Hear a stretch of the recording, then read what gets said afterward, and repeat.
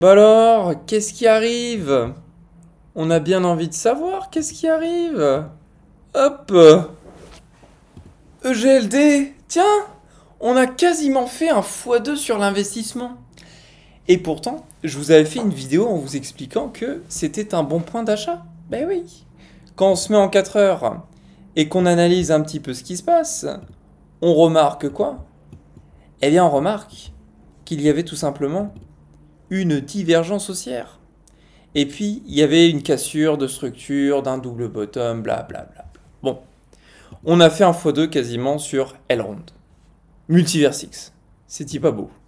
Bon là, je vais vous expliquer clairement les targets à chercher directement sur le GLD, hormis du fait que on a fait x2 sur l'investissement en quelques jours. C'est marrant. C'est marrant, mais on s'ennuie. Voilà, parce que si on avait mis un effet de levier, ça aurait été plus marrant. Parce que si on avait mis un effet de levier là où on a acheté, voilà, allez, on va dire x5 avec 20%, on aurait été, ça se serait passé. Là, on aurait été riche. Là, on a été riche. Là, on est semi-riche. On n'est pas encore riche. Donc, la prochaine target pour notre GLD, déjà, je vais vous dire ce que je pense. Et après, on va parler des targets parce que je pense que ça peut vous intéresser à savoir quand vendre, etc. si vous voulez vendre vos EGD. Déjà, la première target, qu'est-ce que je dis? La situation dans laquelle moi je pense qu'on va se retrouver, c'est tout simplement que là on a une remontée prise de liquidité de tous les shorts ici. Et je pense qu'on va tout simplement rester dans ce range, vous voyez, ce grand range stagnant, compris entre ici, ce gros point of interest, point d'intérêt, zone de prix sur laquelle on a stagné, et ce grand niveau de support, mais aussi de résistance. Je continue. Et je pense que voilà, on va pouvoir ranger comme ça avant de finalement continuer et se faire ce petit bull run. Alors j'ai peut-être tort, peut-être que ça va se passer d'une manière différente. Là aussi, je vous ai montré ça comme ça, mais temporellement, ça peut aussi se structurer comme ça et puis faire quelque chose comme ça. Voilà. Ce que je veux dire par là, c'est qu'on a très probablement une stagnation entre ce niveau-là et ce niveau-là.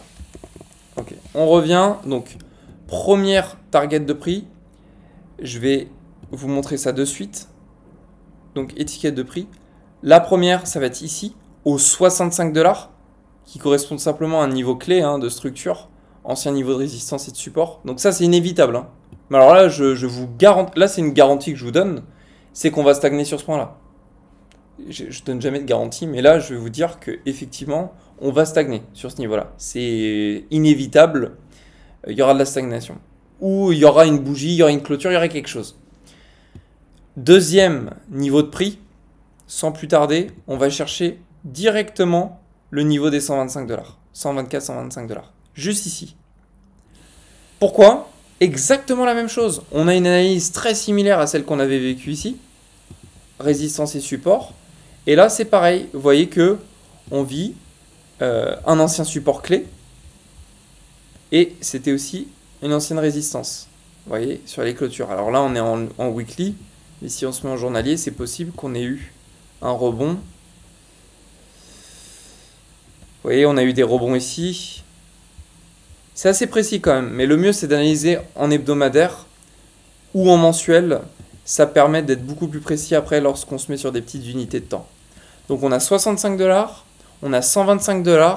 Et à partir de là, déjà, on est quasiment sûr de chercher ces niveaux-là. On est quasiment sûr d'y aller. De 25 $ à 125, on fait 380% en mode spot. En mode spot.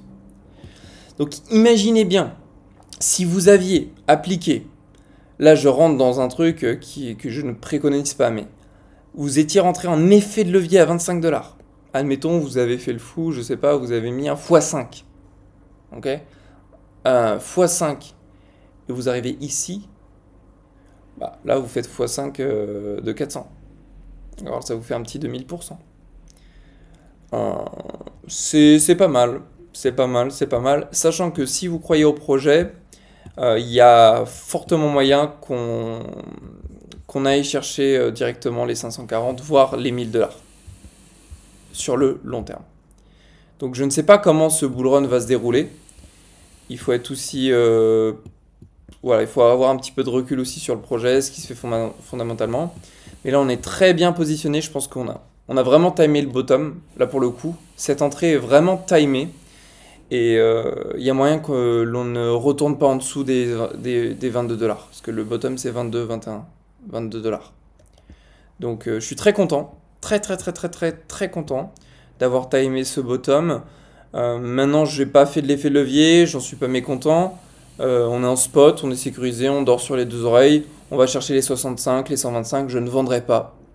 Alors ce qui peut se passer, c'est que on peut venir ici, redescendre et effectivement vendre là pour profiter de cette vente pour racheter un autre actif, une crypto qui n'a pas encore pump, je sais pas, le IDEX par exemple.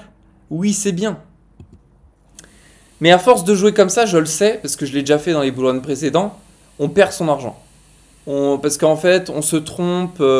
Finalement, on pensait que le IDEX allait monter. Au final, il ne monte pas. Et puis, le GLD remonte avant. Donc, en fait, c'est de l'embrouille. Le trading court terme, c'est clairement de l'embrouille. Donc là, on est arrivé ici. On va chercher les 65, les 125. Oui, perso, je vous le dis, je n'ai pas l'ambition de vendre. Si j'ai un autre projet en tête qui va me rapporter plus d'argent, peut-être je vous le dirai et je vendrai. Je suis transparent. De toute façon, vous voyez à droite, vous voyez là, toutes les cryptos qui sont à droite en rose, c'est celles qu'on a dans notre portefeuille avec mon business partner Yannick. Donc après, les autres targets, elles sont inévitables. On le voit encore ici, les 224 $. Hop, 224, on peut arrondir à 225. On le voit très bien, tout simplement, grâce à ces niveaux de résistance et de support. Ça, c'est des niveaux clés. C'est des niveaux clés, mais après, on peut les combiner. On peut les combiner avec un retracement de Fibonacci. Si on le place du point le plus haut au point le plus bas, on peut retrouver des corrélations. Hop, je me descends, voilà, comme ça. 0,382, 225 $. C'est vraiment... En fait, c'est quasiment parfait. C'est aligné avec les zones de prix qu'on a données. Donc pour les traders qui utilisent retracement Fibo ou pour ceux qui utilisent des zones de prix, dans tous les cas, il y aura de la retenue sur ces niveaux. Donc Rondemien, 65, 125 et 225, ce sont les prochains niveaux de prix sur UGLD. Mais écoutez, je vous remercie d'avoir regardé cette vidéo. Et puis pour ceux qui veulent se former en trading ou pour tout simplement les personnes... Je vais me remettre normalement parce que là ça déconne un peu. Comment je peux faire pour enlever ça? Voilà. Nous avons un algorithme de trading qui génère entre 3% et 9% de rentabilité par mois sur le Foreign Exchange, ce qui peut être vraiment une alternative pertinente en plus de vos crypto-monnaies. C'est le lien dans la description, c'est readybot.com. Je vous en dis pas plus, c'est une option pour vous. Je vous souhaite à tous une super journée. Merci d'avoir regardé cette vidéo et on se redonne rendez-vous dans une prochaine.